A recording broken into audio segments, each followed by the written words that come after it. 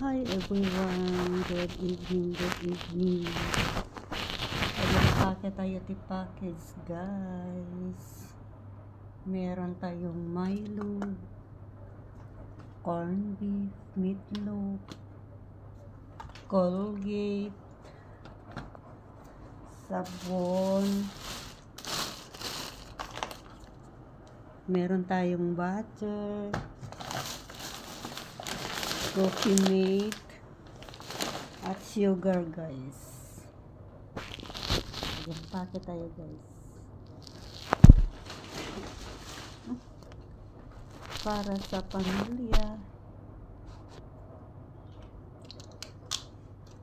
Lagyan natin ng pangalan ng isa't isa para hindi sila mag-away-away, para unfair lahat. Yung sobra ibigay sa kapitbahay. Pero kulang pa ito guys, wala pa silang coffee. May asukal, wala pang coffee.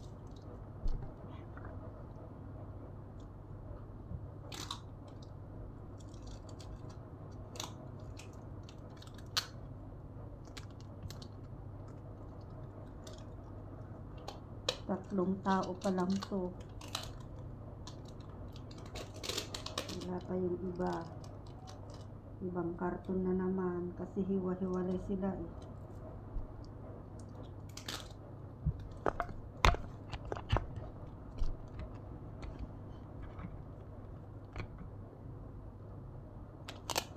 Yung tatlo yan ang magkakapit bahay.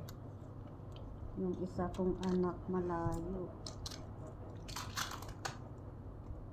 Kaya iba ang karton niya.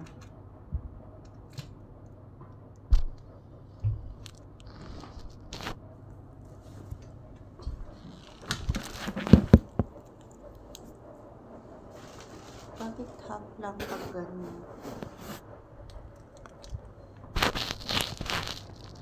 Against the light kasi.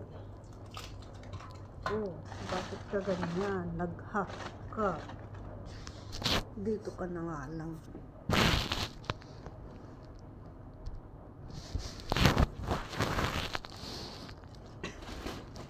Bukas na lang natin ilagay sa karton guys.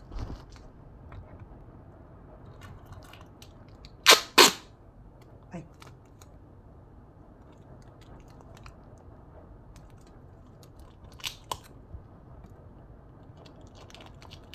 Ito ang masaya pag ikaw ay OFW.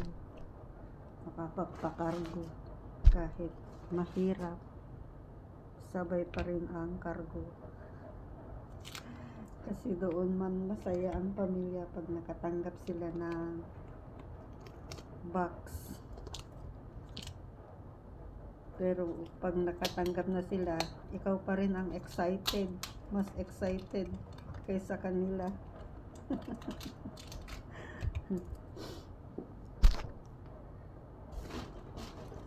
Lalo na pinagbubuksan nila, naku, ikaw pang excited.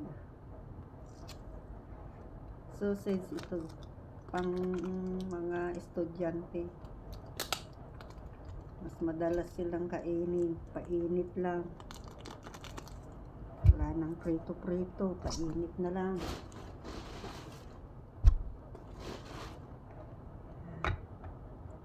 Lahat lagyan ng pangalan para unfair lahat. Fair. Hindi ka tatawagin na si mama, napaka-unfair naman. Si ate meron ng ganito, ako wala. Bakit mas marami si kuya, ako wala. Kaya lagyan natin ng pangalan. Siguro pag naipakargo ko na lahat ito guys, last na.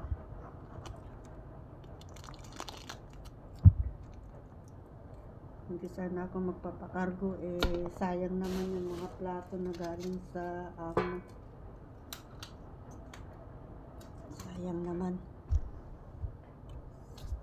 1, 2, 3, 4, 5, 6, 7, 8, 9, 10.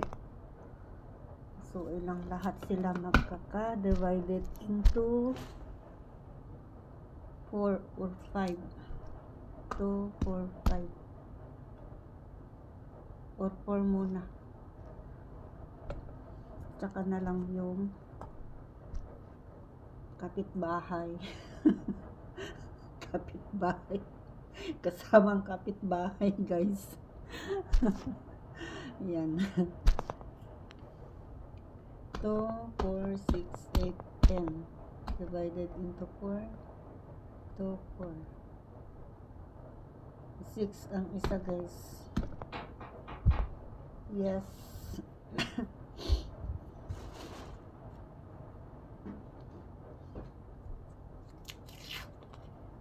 Yan, lagyan na natin ng pangalan.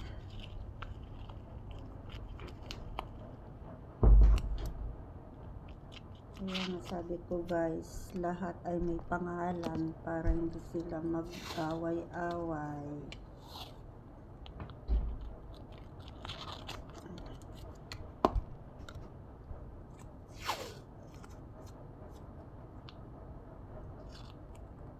Para bukas silaglag na lang sa karton. Diba, guys? Ganito ako kasi pag ako nagpapakargo, lahat may pangalan. Kahit mapagod ka, okay lang. Basta fair lahat ng mga anak. Diba, guys? Para man lang makatikim sila ng galing abroad. Baka sabihin nila, si mama ang tagal na sa abroad, hindi man lang makapakargo. Kaya alam nyo, guys, bago kami makapakargo, bawat sahod, bili-bili kami yan hanggang maipon namin. Pag nakaipon ka na ng konti, tsaka mo na ilagay sa karton. Pero unang bilhin mo yung hindi pa ma-expire, Colgate, sabon. Yan, matagal na-expire yan. Huli na yung mga chocolate, galatas, pero ito matagal pa ito.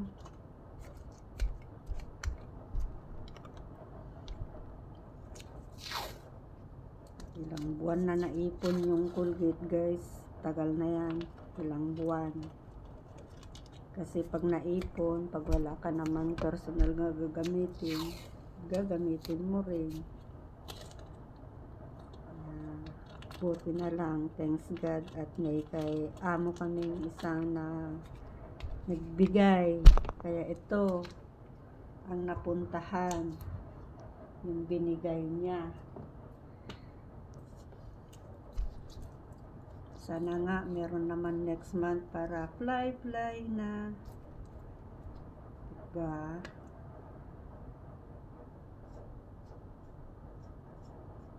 Hindi masayang.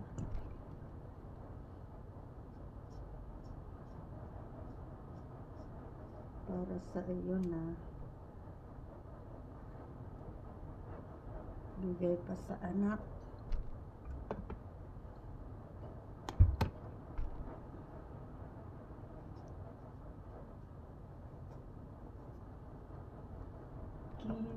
Princess Sachi.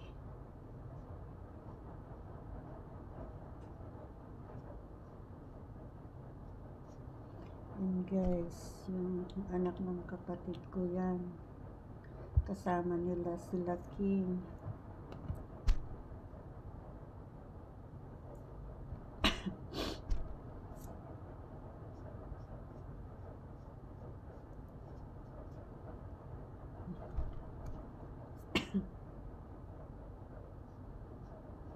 Hindi na magsulat yung pencil pen natin.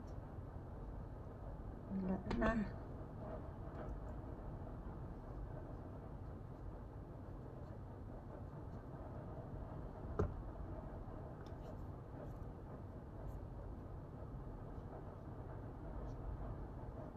Bigyan natin yung abalayan natin.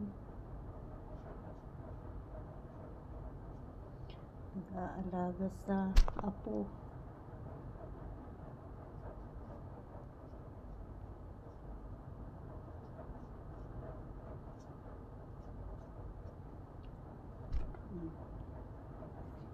Yan.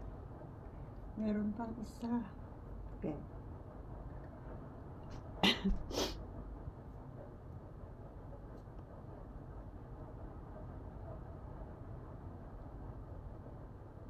Mas marami yung may nag-aaral, guys.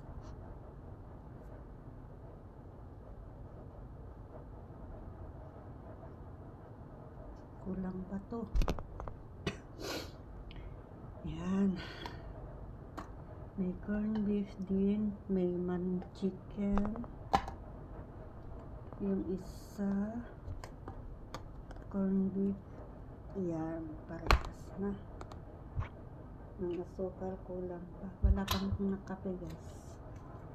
Sunod na lang na sako. Saka itong Milo kulang pa. Dagdagan ko pa.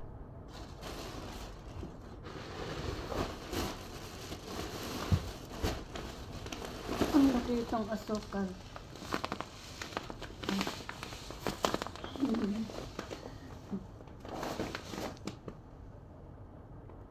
5 kilos. Tagal na itong gagamitin ng isa sa kanila. Goodness food. Ganito ang asukal dito, guys.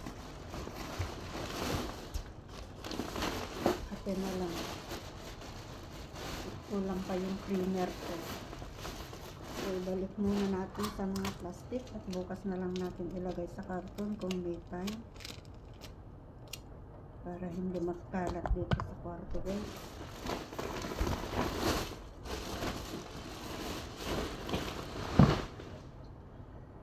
So, ito na. Lahat. O, diba?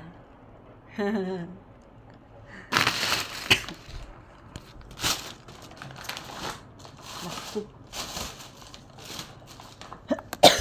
Ay, ako. Peanut butter. Nutella. Coconut. Pero kulang pa yung coconut. Kulang pa ng 2. So, 3. Pero kompleto na sa kakape. So, bye-bye, guys. Thank you for watching.